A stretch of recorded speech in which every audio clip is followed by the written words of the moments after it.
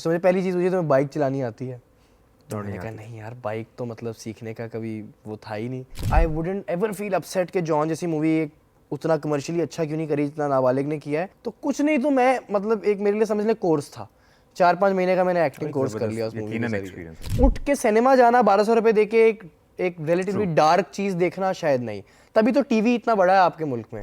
मैंने John film पे भी बात करनी है। एक बहुत यंग एज में आर्ट फिल्म का एक्सपीरियंस, और उस फिल्म के बारे में शायद इतना लोगों ने नहीं देखा या उन तक वो ऑडियंस तक नहीं पहुंची उस तरह फिल्म। उसके बारे में पर्टिकुलरली मैं जानना चाहूँगा। कम उम्र में, इतनी कम एज में आर्ट फिल्म चूज़ करने का डिसीजन किसने इंस्पायर किया, किसने अप्रोच किया, और क्या स्टोरी क्या थी उसकी? आई थिंक जॉन एक डायरेक्टर था, बहुत टैलेंटेड डायरेक्टर है बाबर। उसने स्क्रीन प्ले लिखा हुआ है बहुत मूवीज़ का, और वो he is a film graduate. तो मेरे पास स्क्रिप्ट लेके आया था कि क्रिस्टन स्वीपर की कहानी है जिसके साथ ज़िंदगी में बहुत सारे मसले होते हैं, वो क्राइम की तरफ चला जाता है। और उसने मुझे पहली मीटिंग में ही कहा था कि तुम्हें वो चीज़ें करनी पड़ेंगी इस मूवी में जो तुम शायद अपने relatively, because you grown up in a sheltered home and background, कि उसने मुझे पहली चीज़ मुझे तुम्हें बाइक चलानी आती है। तो और मैंने नहीं कहा आती। नहीं यार, बाइक तो मतलब सीखने का कभी वो था ही नहीं। तो उसने कहा बाइक चलानी पड़ेगी और ऐसी चलानी पड़ेगी कि पकड़ी ना जाए।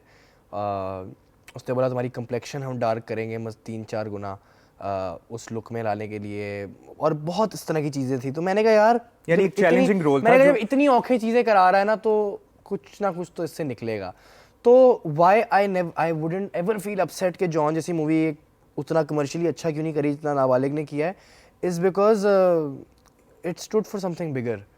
आप ना वो एक कहानी बता रहे हो उन लोगों की जो वाकई आपके शहर में रहते हैं, और हमें एक्चुअली मैंने जॉन के ज़रिए उन इलाकों में शूट किया है और ऐसे ऐसे लोगों के साथ टाइम गुजारा है, और ऐसे कल आपके पता है शहर के अंदर ही कितनी कितनी कहानियां हैं। सेगमेंट्स हैं, कितने सेक्टर्स हैं, कितने वाकई कितनी कहानियाँ हैं। तो और जो स्क्रीन पे लाना, उनकी कहानी बिल्कुल को सामने लाना बिल्कुल, कितना तो ज़रूरी। वो करने का मौका, और जाहिर है फिर क्योंकि वो डायरेक्टर भी टैलेंटेड था, तो हमने 2-3 महीना एक्टिंग वर्कशॉप्स करी इसके लिए। ज़बरदस्त। एक्टिंग क्लास, थिएटर जिस तरह जो क्लासेस होती हैं, एक्टिंग क्लासेस होती हैं, वो करी, हर सीन रिहर्स किया। तो कुछ नहीं तो मैं मतलब एक मेरे लिए समझ ले कोर्स था, 4-5 महीने का मैंने एक्टिंग एक कोर्स कर लिया ज़बरदस्त उस मूवी के यकीनन ज़रिए। एक्सपीरियंस है। तो ये अच्छा, फ़ायदा हो गया। सिंस आर्ट मूवीज़ की हम बात करें तो जेन जी के तसव्वुर में, क्योंकि आप जेन जी को सबसे बेहतर रिप्रेजेंट कर रहे हो अभी, मैं आपको उस स्लॉट में देख रहा हूँ कि जो आजकल की जनरेशन है और जो अच्छा कर रहा है काम। Thank you sir. Art movies को जेन जी सीरियस लेती है? ये इरफान खान, मनोज वाजपेयी और इस तरह के जो एक्टर्स हैं, उनकी मूवीज़ को देखते हैं, या हम भूल जाएं ये वाली जनरेशन से पर एक्सपेक्ट इसका ना करना? बड़ा एक एक जो रियलिस्टिक बात है वो ये है कि आर्ट मूवीज़ शायद अगर आपको फ्री में देखने को मिल रही हैं घर पे बैठ के, तो ऑडियंस देख लेती है। और इन टर्म्स ऑफ मैं ओटीटी प्लेटफॉर्म्स बात कर रहा हूँ, नेटफ्लिक्स नेटफ्लिक्स वगैरह। वगैरह में। लेकिन मुझे नहीं लगता कि वो 1200 रुपये खर्च करके लोग जाते हैं देखने के लिए। आई थिंक जो फैमिली सिनेमा जा रही है ना, उनको एंटरटेनमेंट के लिए एंटरटेनमेंट चाहिए, उनको मज़ीद डार्कनेस नहीं चाहिए। आप और ऑलरेडी बहुत मसाइल हैं दुनिया में। तो जो अगर आपको घर पे बैठ के नेटफ्लिक्स पे अपने कंफर्ट पे देखने को मिल रहा है, तो वो आर्ट मूवीज़ देख लेंगे, and that's fair as well.